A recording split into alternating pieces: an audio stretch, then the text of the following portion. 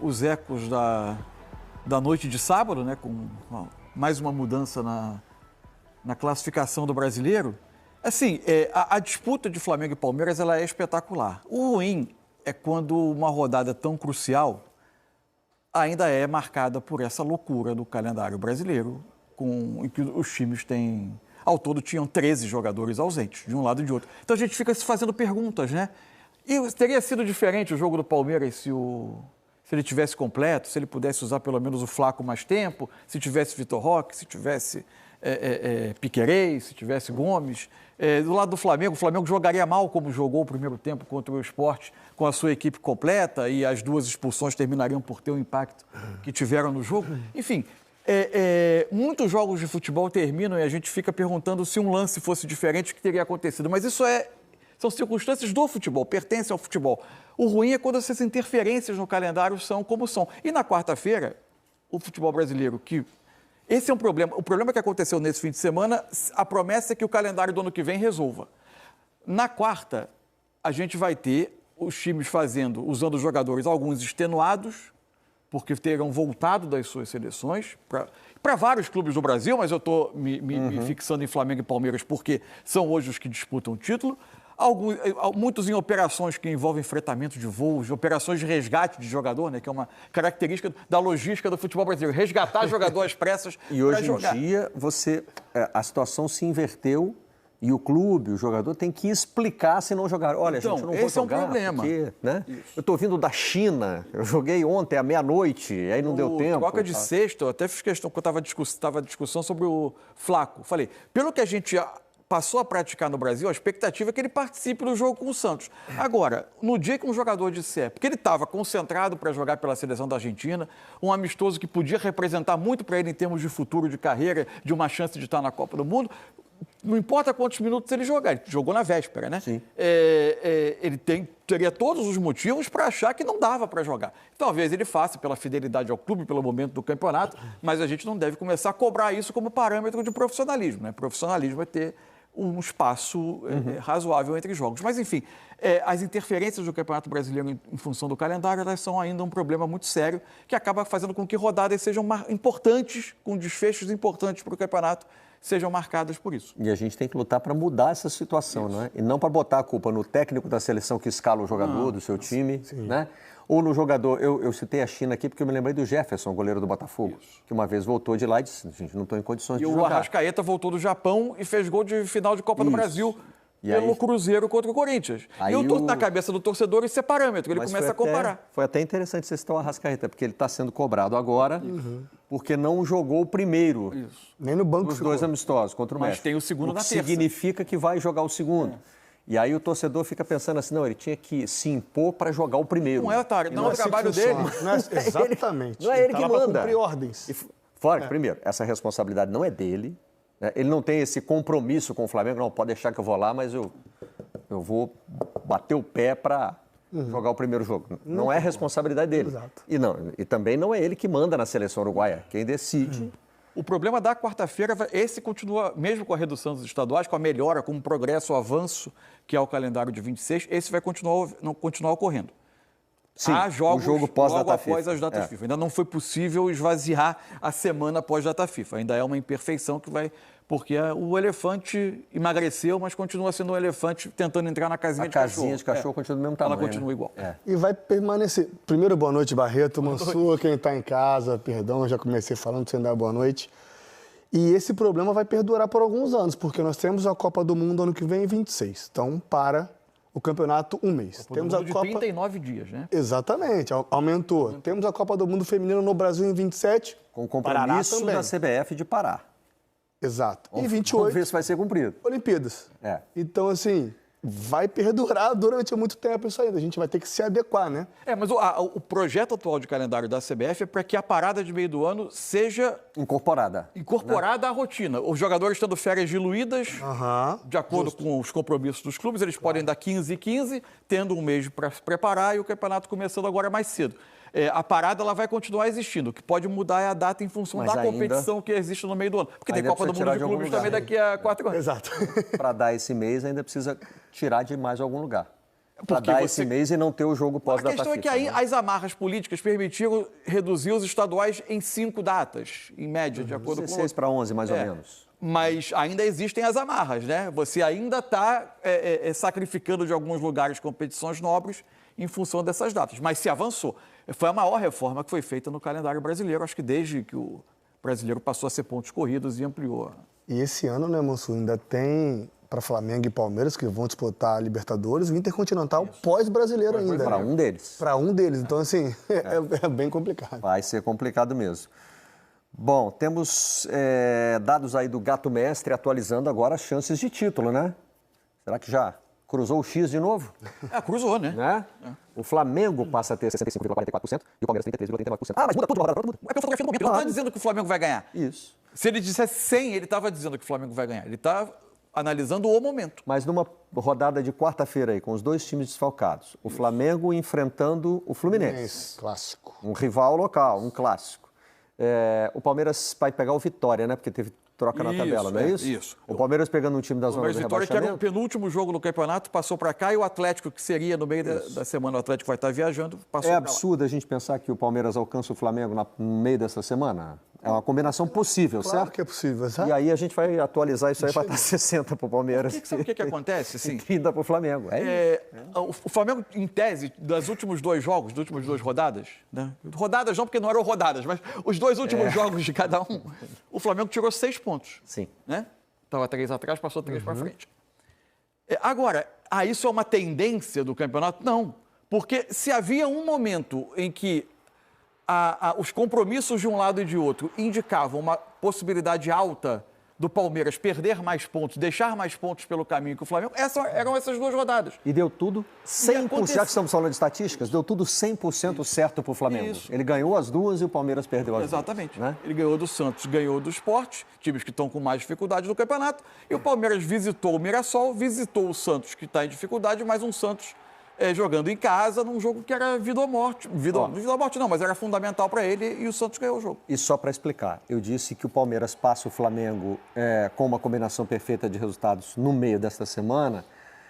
Eu sei que todo mundo está de olho na tabela, mas não custa a gente reforçar, né? Porque o Flamengo tem hoje o mesmo número de vitórias que o Palmeiras e 3 pontos a mais. Se o Palmeiras alcançar o Flamengo em número de pontos na próxima rodada, ele passa a ter uma vitória a mais. Ele só fará isso vencendo e o Flamengo perdendo. Nesse cenário ideal para o Palmeiras, terminam os 2 com 71 pontos e aí o Palmeiras já tem uma vitória a mais. Né? Uma rodada que é difícil até de projetar, porque os treinadores devem ter na cabeça, vão chegar esses jogadores, mas eles não têm controle sobre os minutos que eles vão ter jogado na véspera, como cada um vai se apresentar. Isso vai ser uma avaliação que vai ser feita ao longo do dia. Conversa com o atleta também, né? Perguntando com o atleta. Isso. E assim, a cabeça, me vê agora o Flaco, se estou Flaco. Chegou no dia do jogo e jogou. É um ambiente totalmente diferente, né, Mansur? Você está numa seleção, ainda mais na Argentina, que era um amistoso, uma preparação mais leve, um ambiente mais leve, né? A não ser a questão da intensidade dos treinamentos, porque eu não vi, e não vi vídeo sobre. Mas muda muito essa questão aí, o jogador viaja para jogar um jogo decisivo, um clássico, com uma liderança em jogo, que esse jogo pode definir o campeonato. Né? Claro. Se os dois ganharem todos os seus jogos até lá, o Flamengo é campeão. Isso. Então, assim, pode ter decidido o campeonato. É difícil para um atleta, ele já entra no intervalo, já vem de um jogo, de um treino, viagem, desgaste, cara. É complicado demais para um jogador. E o Arrascaeta vai sofrer o mesmo agora, né? Porque o jogo é amanhã, terça-feira, 9 da noite. Isso. E a gente não pode descartar também o que passa na cabeça das comissões técnicas, né?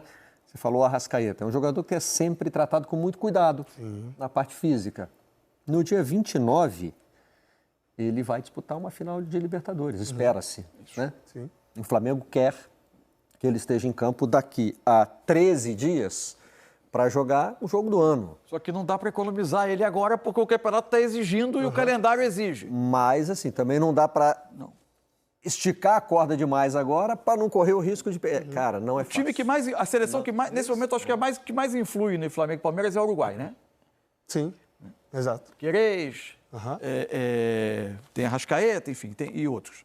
Facundo Torres. O jogo é 9 da noite em Tampa, na Flórida, contra a seleção dos Estados Unidos. Um jogo de certo peso, né? Sim. Enfim, eles vão chegar aqui Eles, 6, né? Alan, é entre reforços e é entre jogadores que voltam de lesão também, e convocados. Danilo e Alexandre na seleção brasileira. Esse da foto aí, o Carrascal na seleção colombiana. A Colômbia... E são 3. Mas até 6 reforços? Lá tá fora porque foi expulso, né? O Flamengo já não está contando com Danilo e Alexandre. Ah, tá. Não vai fretar voo e tal. Então, vamos lá. Vinha e a Colômbia Varela. enfrenta a Austrália. Né? Vamos lá, os 6 convocados. Né? Os 2 da seleção brasileira, Danilo e Alexandre. O Alexandre jogou a primeira partida, o Danilo não. Mas o Flamengo não conta com eles. Os outros da Europa. Ficou suspenso, não. Os outros 4 convocados. Carrascal, Plata, Vinha e Varela. Jogadores que podem voltar de lesão. De la Cruz... Carrascal, Plata, Vinha, Varela, Arrascaeta. E Arrascaeta. 5. Então é o De la Cruz, o 6º. Podendo voltar de lesão, né? E o Flamengo não teve jogador suspenso no jogo contra o Sport. Não. Foram 3 cartões amarelos no primeiro tempo, porque o primeiro tempo foi muito doido, né? Foi. Todas as faltas geraram cartão amarelo. Né? E aí 2 expulsões do lado do Sport. Isso. O Flamengo ficou com 3 pendurados ali no jogo, mas... É isso. Agora, E Jorginho também tem chance, tá? De ser relacionado contra o Fluminense. Quantos vão ser os minutos de cada um? É algo que está totalmente fora do controle das comissões técnicas, por exemplo. Eu estava assistindo ao jogo hoje é 16, foi quinta noite, Canadá e Equador. O Plata entra no intervalo do jogo. Ele não jogou o primeiro tempo. O Equador tem jogo também na terça-feira contra a Nova Zelândia. Também nos Estados Unidos o jogo. Também nos Estados Unidos. Então, tem que ver qual é o plano, como é que vai ser o aproveitamento do Plata nesse jogo. Deve ser obrigado a repetir a dupla de zaga que entrou contra o Sport, com o menino João Vitor, né?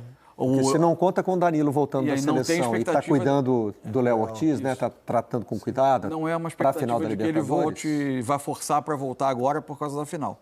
E o menino teve... Não dá para julgar a carreira nem a capacidade dele por um jogo, mas ele teve uma atuação insegura em alguns momentos. Não, inclusive no gol do Sport. Ele chega atrasado. O passe do Ayrton Lucas já não é bom. Mas ele tinha tempo para recuperar e ele hesita. Foi indeciso. Né? O Flamengo deve ter que repetir isso. Né? Os 2 laterais foram Emerson Royal e Ayrton Lucas. O Felipe Luiz ganha as opções dos uruguaios. Do Varela e do Vinha. O Vinha tem poucos minutos desde que ficou disponível de novo, né? Quando ele volta, ele tem uma minutagem até que me surpreende, porque ele joga mais tempo, né? E passa uma boa impressão, não é? Naqueles primeiros volta jogos. Muito bem. Depois, na minha opinião, sim. Eu não sei se internamente a questão física dele, ou até de controle mesmo por estar voltando de uma lesão séria, de ter uma lesão muscular grave, enfim, não sei. E aí o Ayrton volta a ocupar essa segunda vaga ali no lugar dele e acaba tendo mais minutagem. E a partir daí, quando o Vinha entra, não entra tão bem. Sim. Né? Entra meio... Não sei se houve algum problema físico interno que a gente não soube. Quem pode voltar no jogo é o Jorginho. Então, eu tinha atualizado aqui essa informação. Não é o De la Cruz, é o Jorginho, o 6º. Mas será? Será que vai forçar? Depende de dados que a gente não tem. A opção que o Felipe Luiz tem para o meio ali, com Pulgar e Saúl, funcionou bem contra o Sport. No papel, a gente vai fazer esse exercício quase sempre que tiver rodada do Brasileiro. No papel, na teoria, o desafio do Flamengo, embora o Vitória tenha crescido, embora o Vitória esteja num momento de mais confiança do que nunca teve no Brasileiro, no papel, o desafio do Flamengo é maior. Envolve um clássico, um adversário que está tentando definitivamente assegurar a sua condição de Libertadores, também tem os seus interesses em jogo. E, enfim, tem uma rivalidade envolvida.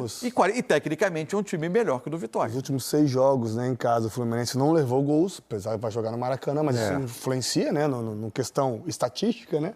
Adversários em comum, Atlético Mineiro e Ceará. Isso. O Atlético já sabendo se estará... o Fluminense também. Na verdade, pega na sequência, né? Logo após. O Flamengo pega o Atlético 3 dias após a final de Assunção. O Atlético vai enfrentar os 2 já sabendo do que precisa no Brasileiro. Se já se classificou para a Libertadores ou não. Né? O Atlético não pensa mais em rebaixamento, então... Não.